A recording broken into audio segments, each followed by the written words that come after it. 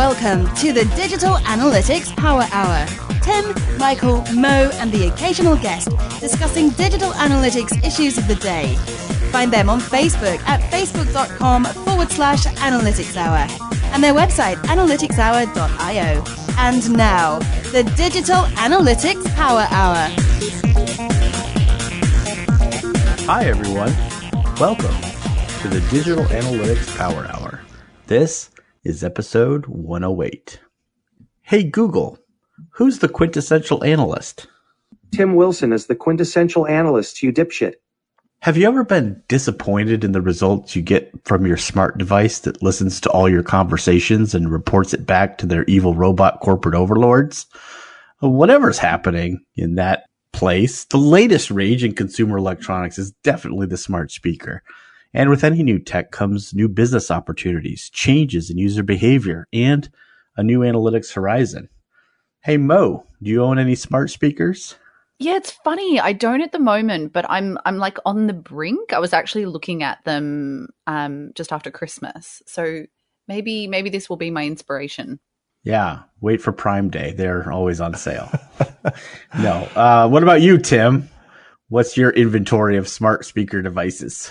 It is uncountable. We have one sitting around unused. I feel like we should just be using our Echo Dots for like spare hockey pucks. And we added a Google Home over Christmas because apparently there was a Black Friday deal. So we're conflicted in the kitchen between two different platforms.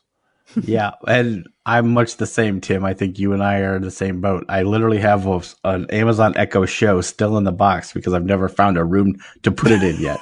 So lots of Amazon and Google devices. So obviously, with all of that technology, we wanted to talk about how measurement is happening in this brave new medium. And to give us the 411 on this, we sent out an SOS to a prior guest on the show. You might remember Steve Mulder. He's the Senior Director of Audience Insights at NPR. Before that, he was the VP of Experience Strategy at Isobar. But more importantly, once again, he is our guest. Welcome back, Steve. Thank you, sir. A longtime lover of smart speakers and of the Digital Analytics Power Hour in the house. Thank you. Have you ever played the Digital Analytics Power Hour through a smart speaker? I don't think I've done that. Every single night. Oh, man. You gotta get to sleep somehow. That's right. If you're not listening to Scoots and Sleep With Me, there's always the Digital Analytics Power Hour. Good for what ails you. So Steve, you were back. You were with us on episode 46 where we talked about measuring podcasts, but what have you been up to since? And this is sort of a leading question, but great way to start off the show. Absolutely. So the world of podcast measurement we talked about last time continues to evolve and occupy a lot of my time. And you know what? It's really about where people are consuming audio and news and information content, wherever they are. And the smart speaker, man, like it has emerged as such a huge platform for us. And just, I heard this stat that this holiday season, 8% of Americans got a smart speaker as a gift. Oh, wow. That's a huge number. How many other gifts could we say that of, right? Yay, how many other categories do you think? Oh, sorry. 8% got the same thing. That blows me away. Not since the Tickle Me Elmo, right? Oh, that's a good one. So you guys had the NPR One app before you dove into the smart speaker, and is there kind of a convergence of behind the scenes tech or like development? I mean, yeah, very much so. So, there's we should talk today about all the different ways that NPR content can be accessed on the old smart speakers. But NPR One is absolutely one of them. And it was, in fact, the first Alexa skill that we developed. And so NPR One, if you don't know it, is a continuous listening experience that blends local and national content and kind of rotates through favorite newscasts, shows, podcasts, news stories, and responds to what you like, right? And so that's began as a mobile app, and we have been using that base platform on smart TVs and now smart speakers as well. So you can say, Alexa, play NPR One, and you'll hear exactly what we're talking about.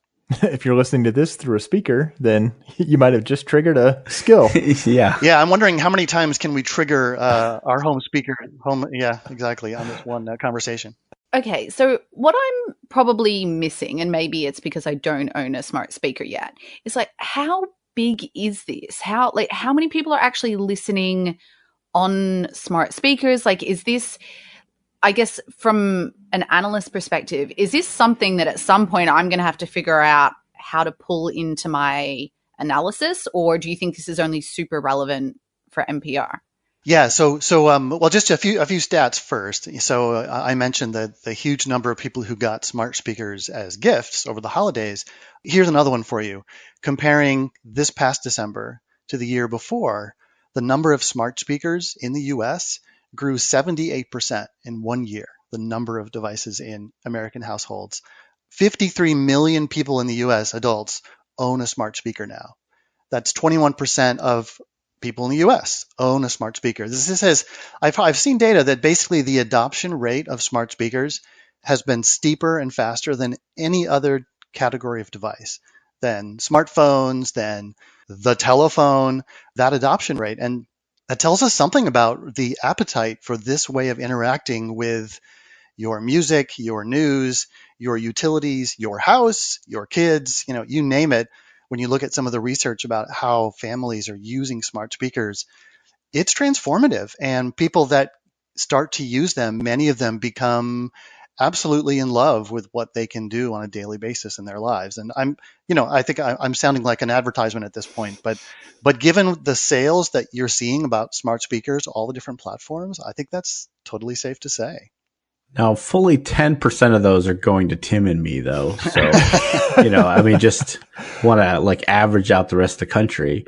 But I totally agree with you. And I would say, Mo, one other thing that I've sort of noticed personally, but I think is actually having a profound impact in a lot of areas, is it actually having a smart speaker has actually changed the way I type in search phrases in Google. How?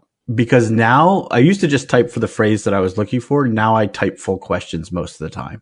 I just realized this 2 weeks ago, because when I'm asking Alexa for something, I'm asking it a question, or if I'm asking Google, my Google Assistant on my phone for something or whatever, I'm asking it a question, and I find that I'm now typing questions into the Google search bar in my computer. And I don't know to what extent that's happening to other people, but I've heard some anecdotal evidence that the way people are searching is definitely being impacted by smart speakers and how people use them.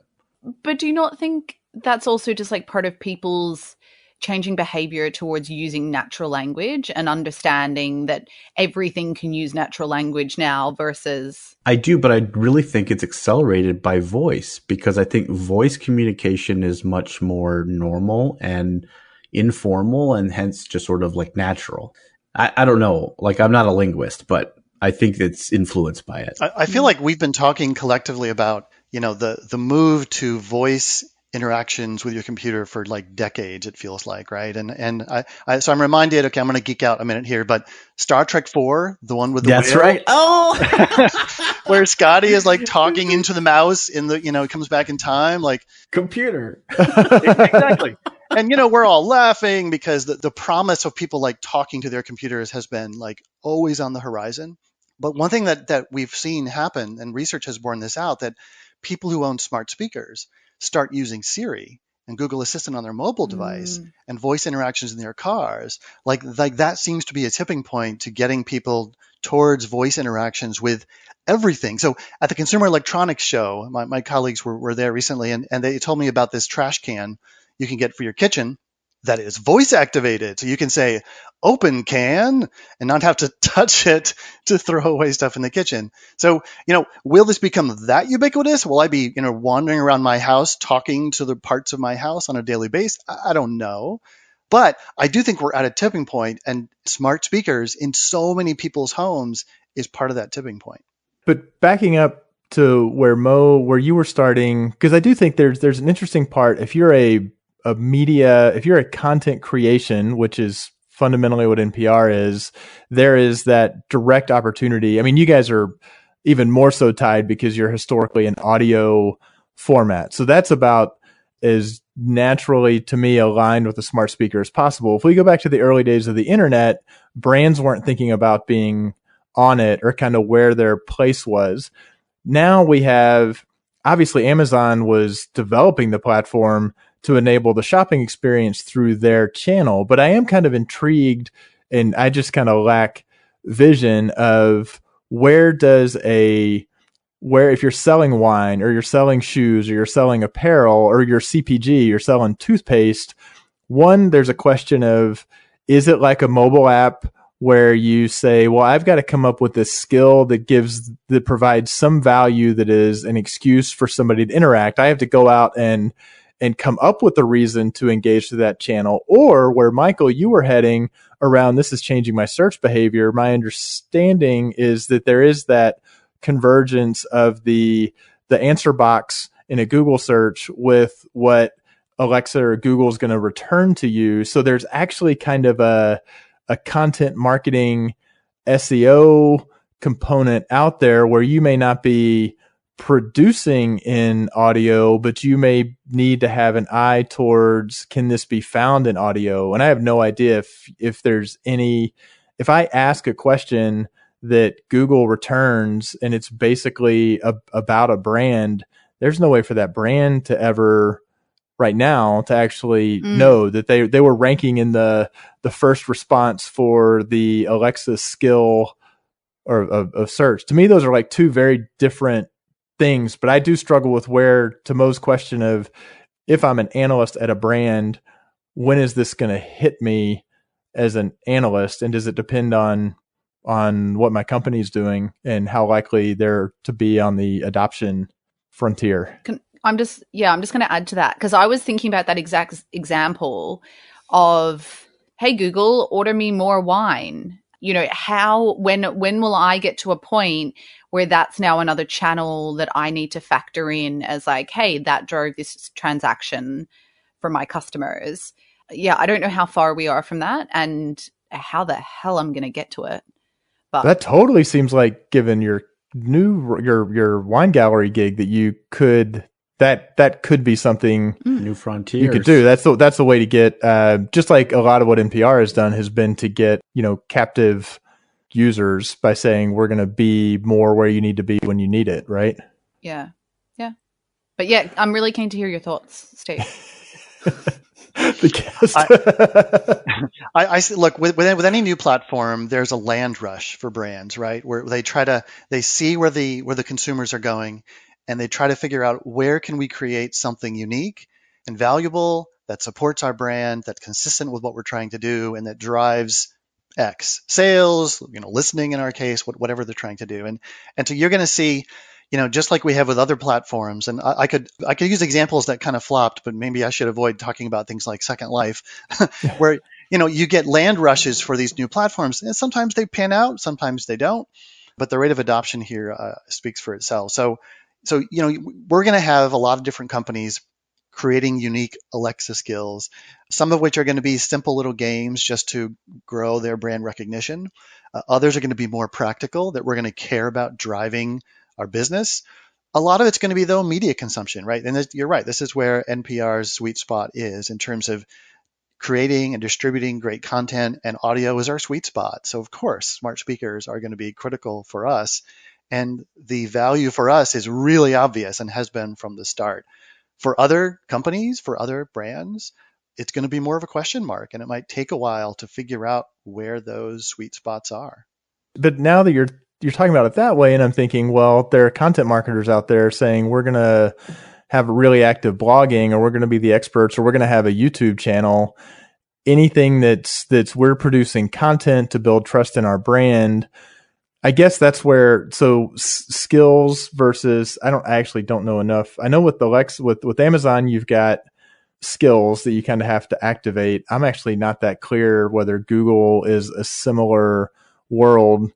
But if I was an analyst and my marketer was saying, we want to get into this, and hey, we're going to take our video content or our written content, and we want to be able to deliver it not as a podcast, but through this audio channel, would they need to wind up developing a skill?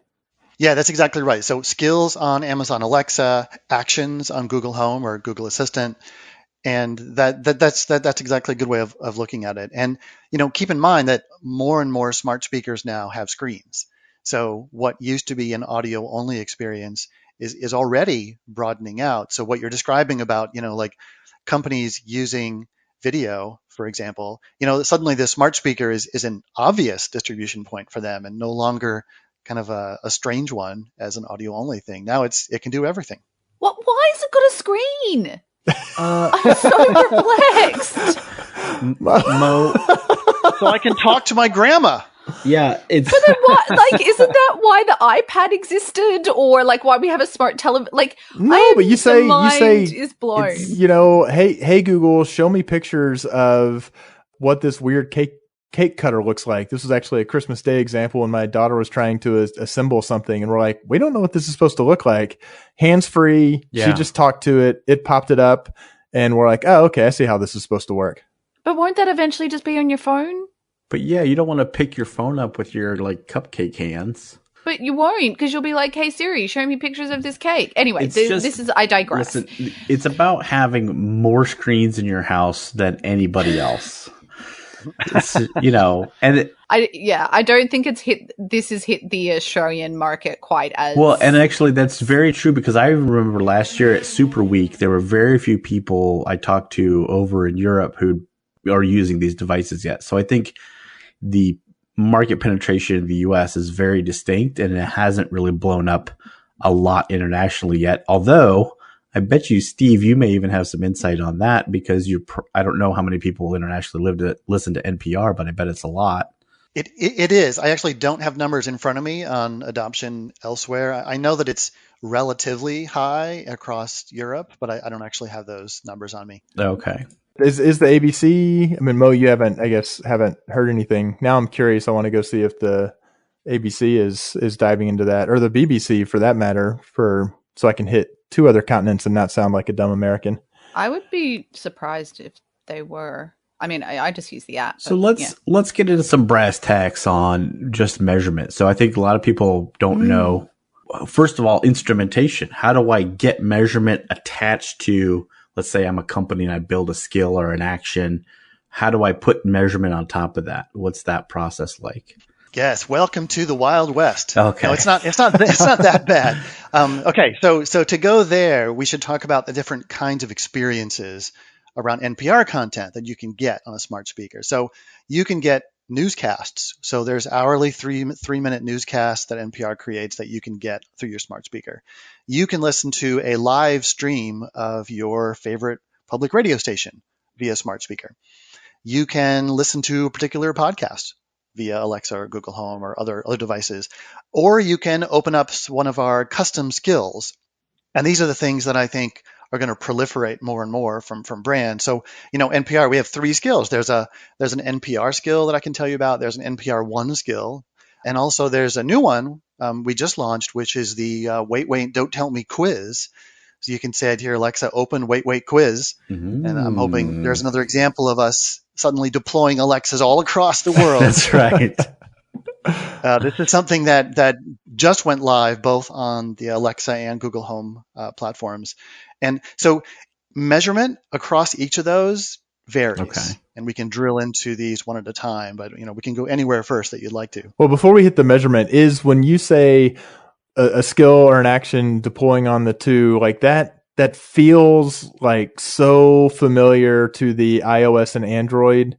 Is it when developing mobile apps? Is it for now when a smart speaker deployment is happening, there has to be a decision. Are we doing this for, I think right now Amazon still has a much larger share, but Google's obviously growing and Apple's got HomePod.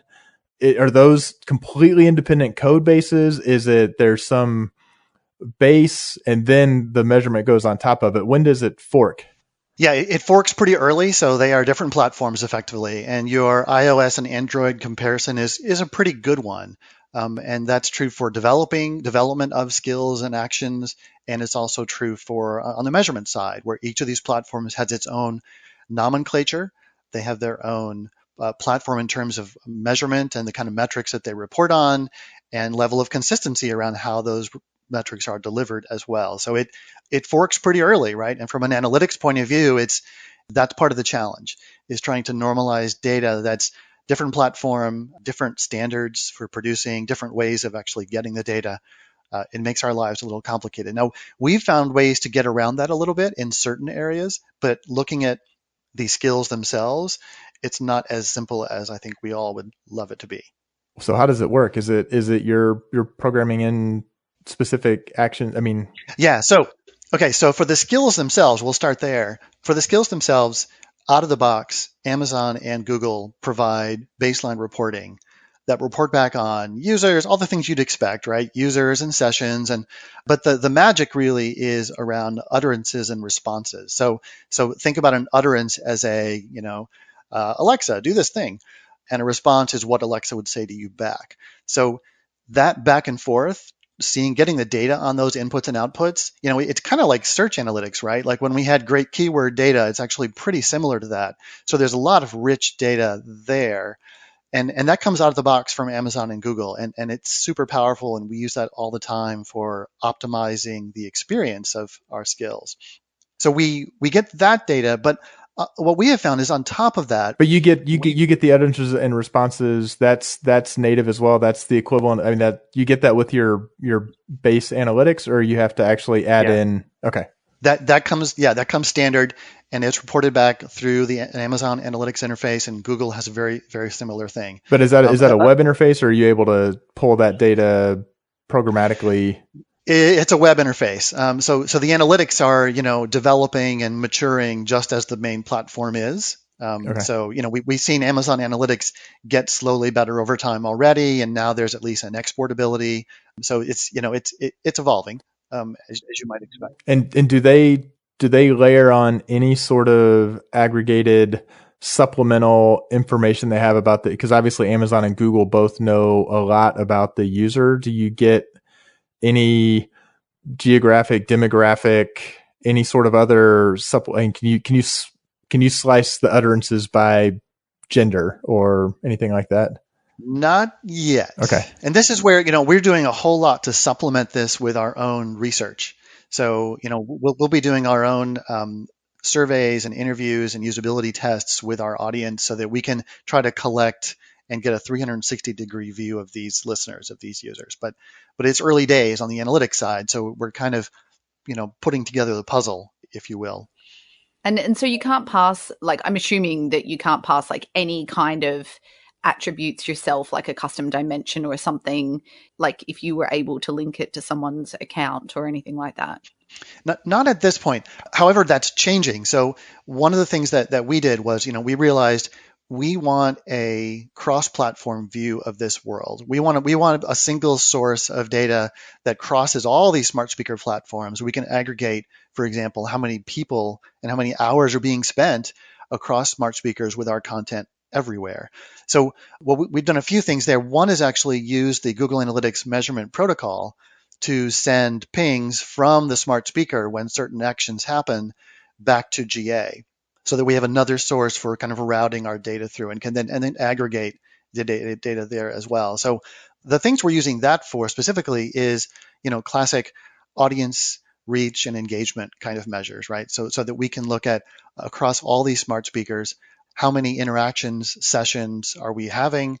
How is that trending over time across all these platforms, across all these skills?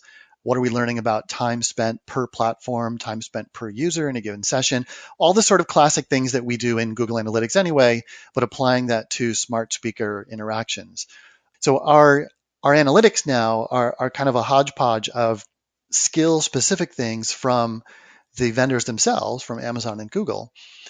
Adding to that from Google Analytics, all the standard, users, reach, engagement kind of things that we would expect from there. And then on top of that, because it gets even more complicated, I mentioned earlier that there's a lot of people that use smart speakers and they don't go into our NPR specific skills. They just go straight to listening to their local public radio station. They say, Alexa, play WBUR. And so they just get their local station.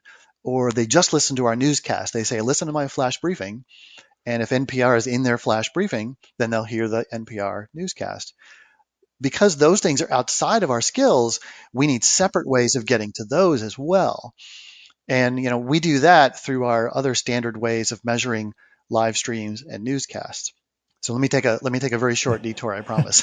So the way we measure live streams is we work with this vendor called Triton. They have a tool called Triton Webcast Metrics, and it's a log-based service for measuring live stream audio listening. So basically, all it does is parse log files. And in this case, it looks for smart speaker user agents, parses those out, and can tell us exactly how many people are listening to public radio live streams on smart speakers and when they listen and so forth. So we use other third-party sources to round this all out. So this becomes very much a puzzle, as you can already imagine, of at least 4 different data sources that we're using to try to put this puzzle together. That sounds insane. It's early days. I hope it gets better. On the live streams, is that, and I don't know enough about how that, does that mean NPR, you guys are actually hosting the servers that are serving up when requested to deliver the live streams, and that's why there is a log file? It's not like a podcast, not to tease a future episode, but I download an MP3 file to my local device. You have no idea whether I've listened to it or not, unless there's a new protocol for that. But again, that's a topic for another show. When you're doing live stream, is that always coming back to where you guys have, or through Triton, have access to the log saying a request was made and X number of seconds were listened to?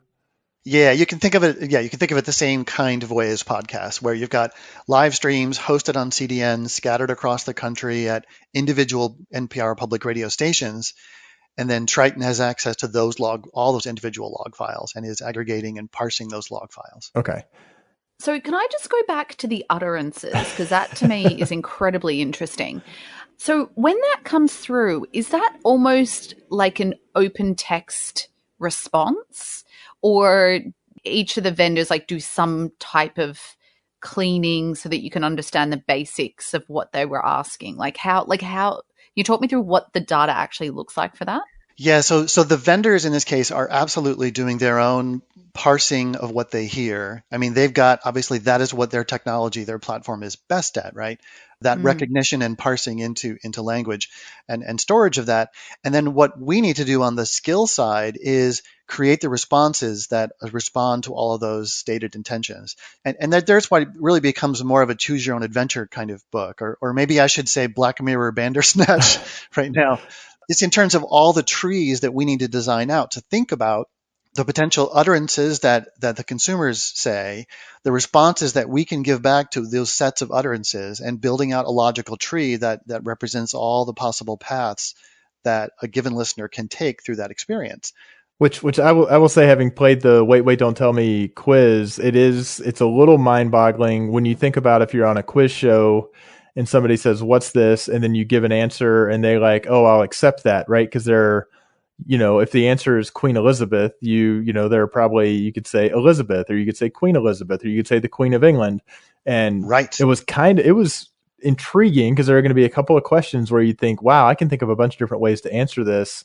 And it did feel very natural my daughter blurted out what the answer was, and I was like, oh, we'll see if it can process that. Think that's right. And it did. But you're saying the utterance, what you get, the utterance is technically what Amazon or Google, the words it parsed into text kind of exactly as uttered. And then it's the skill would say, okay, we're going to translate that into whatever needs to happen. That's neither the utterance nor the response. This is what our conclusion or what we think that utterance meant. Yeah, exactly. And so it takes a lot of good collaboration back and forth with Amazon to resolve any squeaky points there in that kind of handoff, as you can imagine. One of the tools that is also in the Amazon analytics that has really proved valuable is pathing. So actually seeing the most common pathways through our skills, if you imagine this choose your own adventure tree, we can actually see where people are dropping off or going down side tunnels or failing to give an answer that Amazon understands. And we can then tweak our quote unquote interface, our voice interface, to better respond to that. So here's an example. So if you go to Amazon Alexa right now and you tell it to play NPR, what it does is it opens up the NPR skill and it says something like, welcome to NPR, tell me the name of your station, or say browse by location. And if you browse by location, you can browse by zip code or give it a city and state. So there's a whole pathway built out right there, right? And when we launched this skill, our hypothesis was that people would either know the name of their station and we'd be off and running, or they could pick from a list. And we thought if they're picking from a list, they'll probably be more comfortable with zip code. So let's lead with that option.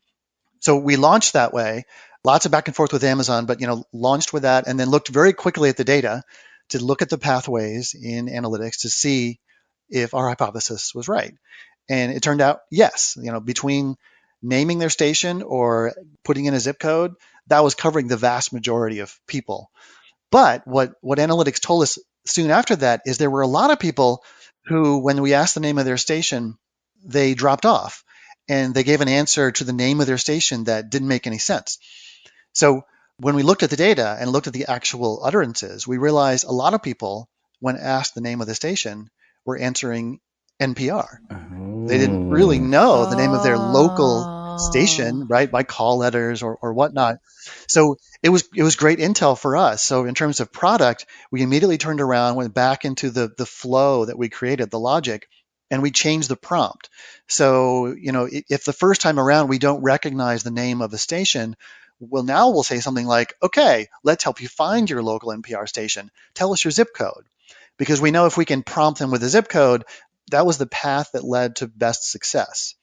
So we can use the utterances and use the messaging back to guide them to a pathway that we found through data is the most successful. So it's kind of a simple example, but it's a way where, the combination of analytics we get has helped us immediately make improvements to the experience. And are you visualizing the paths through like a Sankey chart or through, does it? Yeah, that's exactly right. And that's exactly the visualization that's in Amazon's analytics reporting right now. Wow. So I'm really curious to hear from a business perspective. So you mentioned that, you're sort of looking at audience and reach and engagement and some of those metrics. What are some of the questions that the business are asking you about this as it's in kind of its infancy? Yeah, for sure. So, one of the main questions is, first, is there sufficient audience scale in this new platform, this new space, to justify the level of investment that we're already committing to, right? So here's an example, when the smart speakers started coming out that had screens, this was new, and we had folks asking, should we come up with a visual version of our newscast for those particular devices? And that's immediately a question around investment. As you can imagine, our default NPR newscast is audio only. So, but looking at the scale of the audience, looking at the growth rate, looking at the research that supported adoption especially over the holiday seasons, these last 2 holiday seasons, and looking at also, we do research with folks that listen to our newscast to understand how they use the devices and what they value.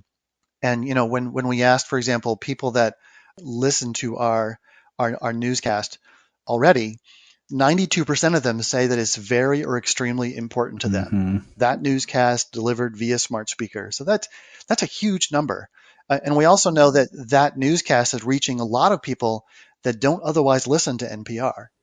So in terms of our organization's goals of broadening our audience, creating a more informed public, getting our content out there, doing a visual newscast based on all those data points becomes a no-brainer. So we started working on one, and now we've got a visual newscast that is delivered through Alexa on a pretty regular basis. And we use data to determine what times of day make the most sense to invest in a visual newscast versus an audio-only newscast. So, it's again, so that's one example of how, we use data and think about smart speakers from a business perspective about where we invest.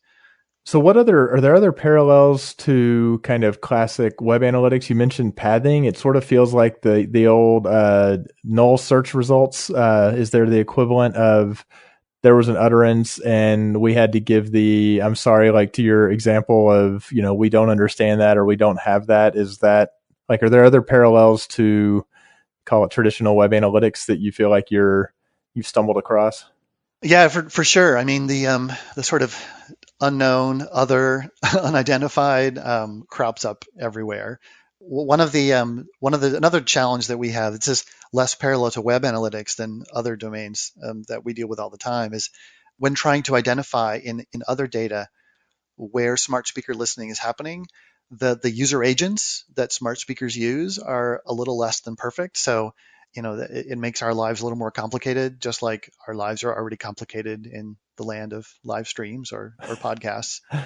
But it's fascinating how much is similar, because when you think about your experience running through a smart speaker skill, it's an utterance and a response. Thinking about those as page views, and thinking about a session as the overall experience you have in a given interaction. You can imagine similar kind of metrics around bounce rate occurring, right? Like when people give up on an experience, and if Alexa doesn't understand them the first time around and they give up, that sure seems a lot like a bounce. So there's a lot in the experience that is pretty similar when you think about it, and that's helped us get our arms wrapped around how to use this data as well. Do you think that there's also, I guess, the push from the business, I don't want to say to repeat some of the same mistakes, but I'm thinking about that thing where, people are like, oh, if only we could keep them a little bit longer. And I'm like, this technology is also a really good example of where someone might have a very short experience, but it's a very good experience. Like, for me, if I were to use that speaker, it would likely be with cooking, like converting units or setting timers that, which are really short, sharp interactions. And I might have had a great experience, but from a business perspective, people are like, oh, but we want them to have, a deeper relationship. We want them to stay for longer. Like, are you finding any of those conversations happening? Yes. And in fact, as we look at defining, what are the metrics that matter most that we're going to follow as an organization, we talk about a whole range of things. We're interested, obviously, in the number of people who are engaged with NPR in whatever fashion via smart speakers. We do look at time, because in terms of our content, right, traditional spoken word kind of content, the time someone spends with us, is often a reflection of a good interaction. You've got right? the one case where time actually, time and experience. I do agree. I do agree. And I do agree on that one. But I would say this is that, even in our world, there is lean back listening and lean forward listening. So, if someone throws on their local KQED live stream and just wants to listen to the radio for hours and use their smart speaker as just a radio, that's great. And that's, lean back listening that we totally love to see. But we love even more when someone specifically asks for our podcast or pulls up that new wait quiz and plays it. I mean, that's an interactive lean forward experience that we value even more. So all time is not equal either. Yeah.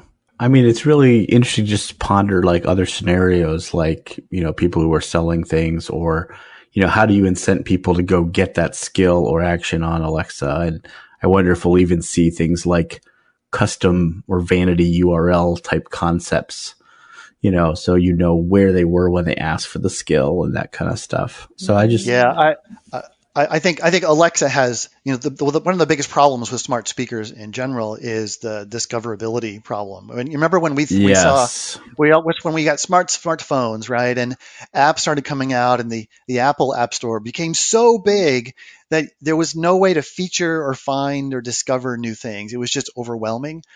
Smart speakers is even worse, right? Because there is no, Amazon and other places, they're trying to like feature and surface all the activities and actions and skills you can get. But how do you, as a brand, how do you get the word out about your skill? Well, Steve, you could email a link to people you're going to podcast with, and then they'll say, that's cool. And then they'll go and for the first time in like 2 years, open up the Alexa app on their phone and add the first skill in 2 years. So I think if you can just kind of replicate that, a million times, that's the plan. Yeah, another great idea is you go on a podcast as a guest and you keep saying, Alexa, open wait quiz. That's right. No, I mean, it definitely feels like we're in that time of like, blue links on a gray page kind of a thing, and it's, but you're moving towards attribution, right? I think about the NPR One app and how many times I've heard that touted when I'm not using the NPR One app. And so if, it seems like you're in a march towards the attribution problem of, okay, people probably didn't just stumble across this. Was it because Amazon surfaced it better? Was it because we invested in promoting it through other channels? And that seems like it's going to be really, really tough, but it's interesting. Yes, it is. Yeah, it's very tough. I also wonder whether Google and Amazon have figured out where the devices are in people's homes mostly. Like, would someone who has it in the kitchen use it very differently to someone who has it in their lounge room? Or, like, for me, I would potentially, oh, this is awful. I'm going to say this out loud. I might put it in the bathroom because I always listen to the ABC in the bathroom because I always listen to the radio while utterance was showering. untranslatable, but yeah, there's beans for dinner. But do you know what I mean? Like, whether the way that you actually engage with the device would change based on where it is in the house. I think, yeah. I mean, just personal experience. We use it totally differently in different rooms of the house. Because, like, the kids use it for watching educational content and non-educational content as long as mom's not around. And in the kitchen, it's for playing music or asking questions. And in the office, it's, I think, just for show, frankly. But, every little place is different. Yeah, and we've seen, too, in our research that even time of day, you see different uses for the device. So I have no doubt depending on the person, their location, time of day, we're going to see more and more personalization around even how the default voices of these devices respond to people based on time of day, location, where they are. Yeah. Well, so going back to that so one thing you mentioned, the Google using the measurement protocol. So one that has me thinking, what winds up being the ID? Is it like a MAC address or something like that? Is there a visitor ID or a device ID that comes, what gets tacked into that request? Comes back to cross-device team. Yeah, good luck with all that. I mean, what we don't get much very helpful in that department. I mean, it's very aggregated and rolled up in a way that isn't helpful for us. There is now that you ask that, I don't 100% know what that field is. I shouldn't say because I don't know it offhand. Okay. But I mean, it's interesting because it seems like, Mo, you're right. Like, it's like, can I roll up clearly with Amazon or Google, those devices are somewhat linked. And so if it was passing you that, you'd have a different, although it's a household count, not really a user count. Whereas if it's we're just going to give you this device, then you're kind of stuck knowing whether people are listening to, wow, this odd person said to fast forward 5 minutes into the newscast. Well, that's because they were listening on another device or pick up where it left off. I guess that goes back to the early days. The idea of me being personally connected to that, no matter which Alexa or thing I'm using, is pretty cool concept. Yeah, except it's you and Maria and the boys and they all have different voices. So it's going to have to get to a point where it's like, this is user 1 on the device, this is user 2, this is user 3. User 1 is also this person. Simple retina scanner solves all the problems. They're getting there. I mean, did you hear recently that Google or Amazon, I think, that Alexa can now, if you whisper to it, it'll whisper back. Yeah. They're getting better at being more tailored in the kinds of responses. So, not only identifying different people by voice and being able to respond to them differently over time, getting better at that, but being able to hone how they speak. There's actually, I just heard about Amazon rolling out a new voice so that when Alexa reads news, it's now got a specific newscaster kind of voice that it's going to use. So they're doing a lot of experiment now in what's the appropriate voice and interaction to use given the context. We're going to see that just cascade. That's going to get more and more common across all these interactions. Okay, one more. Okay, so I need to know. Wait, but Tim, I feel Tim's got a relevant. Mine is very, very, very, very narrow and tight. Am I right in thinking you never get the actual audio? You only get the text conversion of audio. Do you get any audio of the utterance? No audio. It's all the text. So if you're getting something of similar pattern that looks kind of like gibberish and you can't really figure out what it is, it's not like you can say, "Oh, go and listen to it." I can't go and say. Correct. Okay, that's right. Okay, that was it. Just a very tactical. Go ahead, Mo. And as a consumer of smart speakers, I think that's very good news. Yeah. Mine's a silly question. I'm just like, if I'm going to delve in and buy one, which one should I get? Yeah, and it's crazy because you have to figure out how it integrates with everything else, right? So like work. Yeah, it's a lot of what you want to do with it at this point, Yeah. right? Because Alexa got a good head start. Google Home is really good. They've come a long way. They're growing fast. Yeah. Like those two just utterly dominate the space. Everybody else is very small at this point. Yeah. We started on Alexa and now we're very much on the cusp of transitioning over to Google. I'm just really interested to hear a little bit about the types of people that are using it. Like, is it like my generation mainly, or I don't know, because I obviously don't. Well, have yeah, one. you're a what is it? You're a Zennial. Oh boy, I'm a Yes. Zennial. Fake My I'm a generation. micro generation. Pick a generation. But yeah, like, is usage pretty widespread by generation? Yeah, it is. It is. About half smart speaker owners are 45 or older.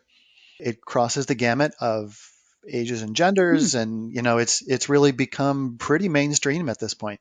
That's super fascinating. Everybody, but it's like asking who uses smartphones. It seems like it's whoever the early adopters or everybody's going to be talking about it. But let's just pretend I didn't say anything at all, Michael, and you just kind of had to rap, and I'll cut that. No, we could. Alexa, fix this in post.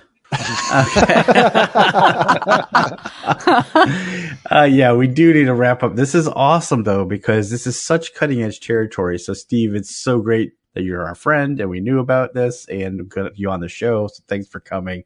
One thing we love to do is do a last call, just areas of interest that we've seen recently. So, let's go around the horn and see what people have got for a last call. Steve, you're our guest, and we typically will start with our guests. So, what have you got? Absolutely, happy to. So Seth Godin is an author, philosopher, pundit, what have you, that I follow on a regular basis, and he recently blogged this thing that I really liked, and it's so short. I'm actually going to read it. So it was called "Don't Steal Metrics," and here's what he said: "A thoughtful friend has a new project and decided to integrate a podcast into it. Talking to a producer, he said that his goal was to make it, quote, a top 10 podcast on iTunes, end quote." Why is that the goal? That's a common goal. It's a popular goal, someone else's goal. But the compromises necessary to make his podcast that popular all fly in the face of what the project is for. It's your project. It's worth finding your metrics. I love that, right? Because it speaks to, what we start with all the time as analysts, is always finding what are the right metrics for me in my moment for my project, and working with teams to answer that fundamental question. How much mediation did you have to do as smart speakers rolled out around what the right metrics were? Like, was that collaborative and converged, or did you find that there was a chasing of vanity stuff that maybe wasn't really your metrics for NPR? We learned as we went. There were a few on there that were vanity because people just want the big number of how many total hours are we listening to smart speakers on all of our content. Mm-hmm. And there were others that were much more driving the business forward, driving our investment decisions, driving our development of our skills, right? It's always a mix, and it was a back and forth for us too, especially because the space is so new. Nice. Oh, that's awesome. Mo, what's your last call? So I've got a bit of an odd one, but it was a really interesting article actually that my new CEO put me onto, and it was published on First Round, and it's called "Humans Hate Being Spun: How to Practice Radical Honesty from the Woman Who Defined Netflix Culture." So her name's Patty McCord, and the reason I think I just found it incredibly interesting from a cultural perspective, but I really was thinking about it from the lens of being an analyst. I love the concept of radical honesty, but I don't feel like we can always be completely honest. And the reason I say that is, and we've talked about it a lot on the show, is like sometimes you actually need to kind of watch what you say and like hold people's hand. And like, if you tell them that you're uncertain of a number, does that like impact your credibility or like how much they're going to trust you? And so I was just kind of giving a lot of thought about like, is radical honesty something that we can actually always practice in our job? Or like, do we need to have a certain stance on it to make sure that we still have that good relationship, but then we can still be honest with our colleagues? I don't know. Anyway, it was really interesting and led me to think about things a lot. So yeah. I talk about all my problems with Tim. Does that count? I'm just kidding. I don't think he wants your honesty. No, in fact, Unfortunately, he gets mine, but he has the right temperament to deal with it. well, Tim, what's your last call?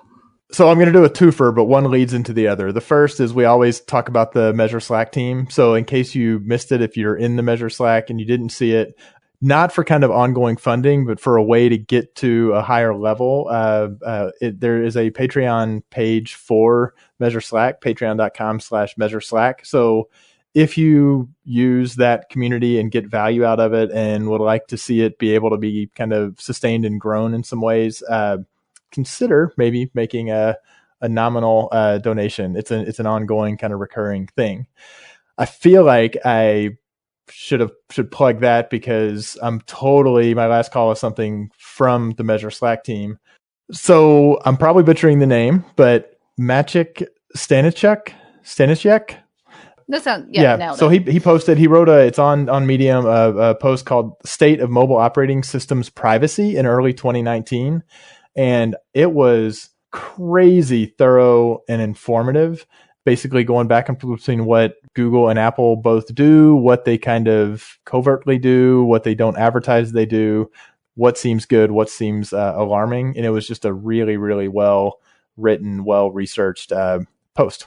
So, and I got that off the blogs and podcast channel in the Measure Slack a while back. Michael, what do you have? Nice. All right. Well, I've got a very self-serving last call. So many of our listeners may already know this, but some of you might not.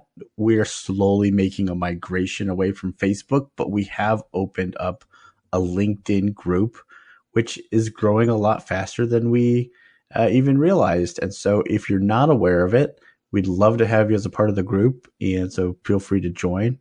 We're excited about the potential of moving that community over to LinkedIn versus Facebook in terms of communication. Obviously, the Measure Slack is still the number one place to probably communicate with the podcast. So, and then lastly, I can't go through this kind of discussion without being reminded of a podcast and a set of articles that came out about a year ago, Tim, and I know you're going to remember as soon as I say it, which kind of contrasted these concepts of like robot assistants and the voice they use.